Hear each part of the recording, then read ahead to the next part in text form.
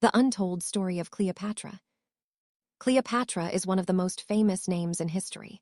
When most people think of her, they picture a beautiful queen who used her charm to win over powerful Roman leaders like Julius Caesar and Mark Antony. But that's only part of the story.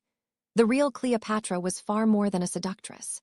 She was a brilliant ruler, a skilled diplomat, and a woman who fought to protect her kingdom in a world ruled by men. She wasn't just a queen, she was a pharaoh, and she didn't come from Egypt, even though she ruled there. Cleopatra was part of the Ptolemaic dynasty, a Greek family that ruled Egypt after the death of Alexander the Great. Her ancestors were Macedonian Greeks, and they had ruled Egypt for nearly 300 years. But Cleopatra was different. She was the first in her family to actually learn the Egyptian language. She spoke at least 9 languages, including Greek, Latin, Hebrew, and Aramaic. She studied philosophy, mathematics, and astronomy.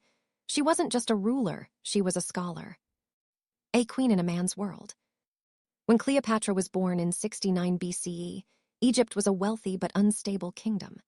The Roman Empire was growing stronger, and it had its eyes on Egypt's grain and gold. The Ptolemies had long relied on Rome for support, but that support came with a price. Cleopatra's father, Ptolemy XII, was a weak ruler who had to bribe Roman officials just to stay in power. When he died, he left the throne to his 18-year-old daughter and her younger brother, Ptolemy XIII. But the Romans didn't want 2 rulers. They wanted control. So the young Ptolemy, backed by powerful advisors, pushed Cleopatra out of power. She fled Egypt and gathered an army to fight back. That's when she met Julius Caesar. The meeting that changed history. In 48 BCE, Caesar arrived in Egypt chasing his rival, Pompey. Pompey had been killed in Egypt, and Caesar wanted answers. Cleopatra saw her chance. Legend says she had herself smuggled into Caesar's palace rolled up in a carpet. Whether that's true or not, she made a strong impression. She was intelligent, confident, and spoke perfect Greek, Caesar's language. They formed an alliance and soon a romance. Caesar helped Cleopatra defeat her brother and reclaim the throne. She became the sole ruler of Egypt, and she gave birth to a son, whom she named Caesarion, meaning Little Caesar. Some believed he was Caesar's son, though Caesar never officially acknowledged him. But in Egypt, Cleopatra declared Caesarion her co-ruler, the rightful heir to the throne. A partnership, not just a romance. Many people think Cleopatra's power came from her relationships with men, but that's not the full truth. She didn't rely on Caesar or Mark Antony to rule. She ruled because she was smart, strategic, and deeply connected to her people. When Caesar was assassinated in 44 BCE, Rome fell into chaos. Cleopatra returned to Egypt and raised Caesarion as her partner in rule. She rebuilt Egypt's economy, reformed the tax system, and supported trade across the Mediterranean. She was a patron of the arts and sciences. Alexandria, her capital, was one of the greatest cities in the ancient world, home to the famous Library of Alexandria and a center of learning. But Rome wasn't done with Egypt.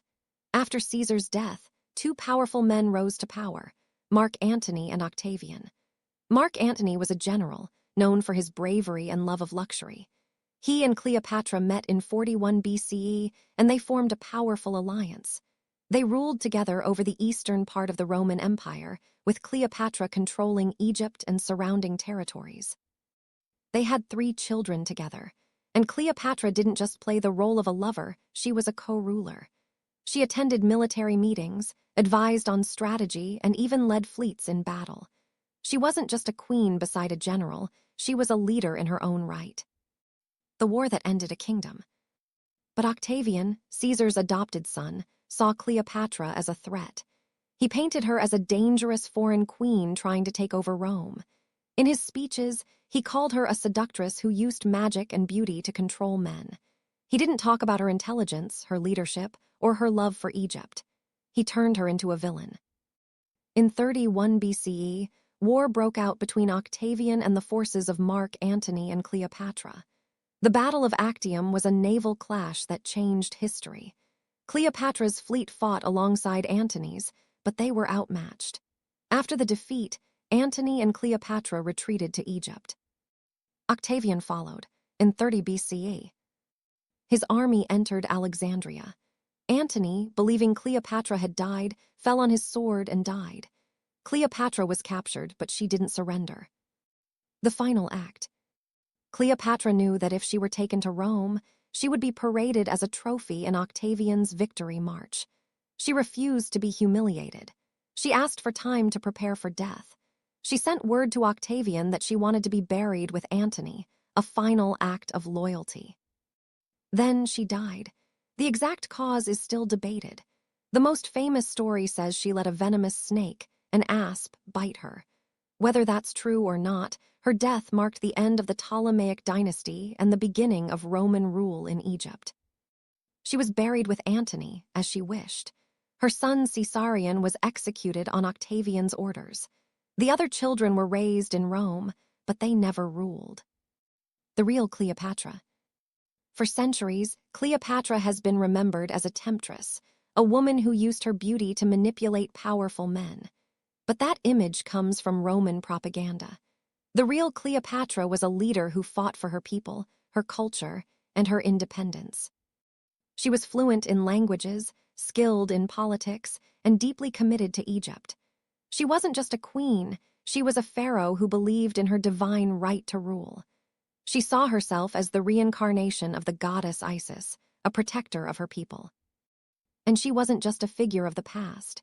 Her story has inspired artists, writers, and filmmakers for generations.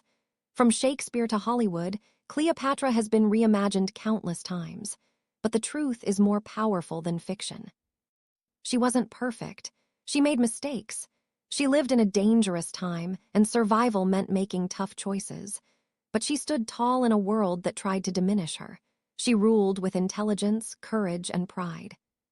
Today, archaeologists are still uncovering clues about her life.